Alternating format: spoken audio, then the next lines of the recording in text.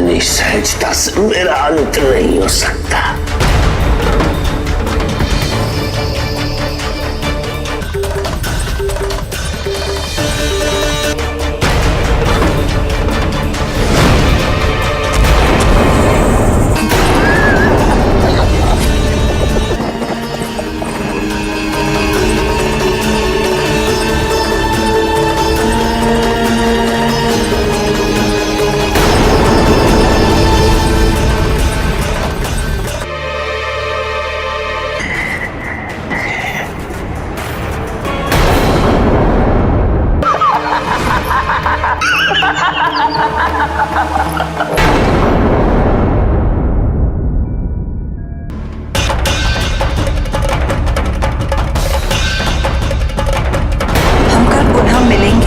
तुम्हारे अंत से ठीक पहले।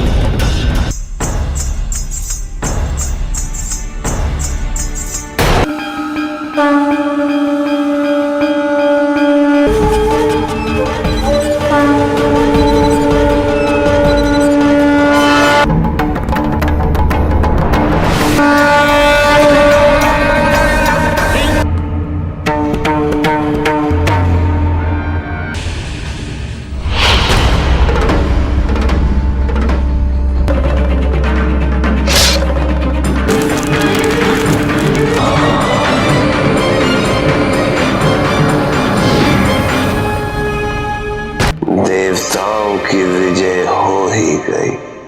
आपने जलंधर को पराजित कर असुरों को पराजित कर दिया है। तुम्हें अपना जीवन स्वतंत्र इच्छा के साथ व्यतीत करने का संपूर्ण अधिकार था।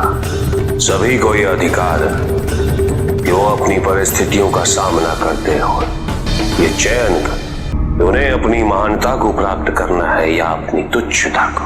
मैंने तुमसे कहा था जलंधर, परिणाम भी कर्म के अनुसार और अनुपात में भुगतना पड़ता है, और यदि तुम इसे नियम कहते हो तो ये सत्य है, क्योंकि बिना नियम के ये सृष्टि अराजकता की क्रीड़ा स्थल में परिवर्तित हो जाएगी।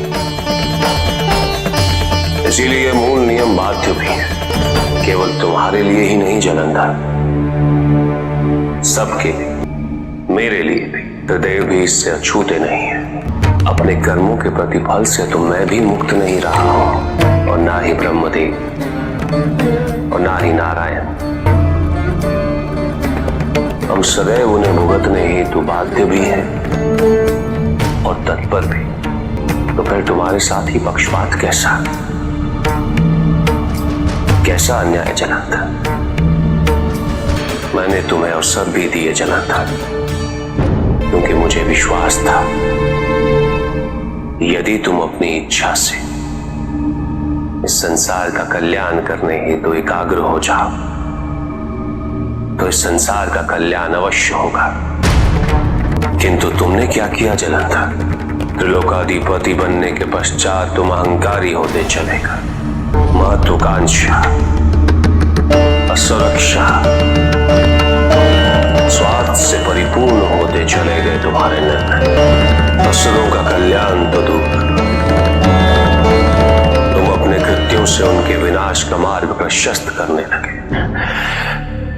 अंश, इस सत्य से मुझे आपने अवगत कराया, किंतु तब भी आपने तिरस्कार की अनुभूति कराई थी, और आज भी आपकी बातों में अपनत्व नहीं।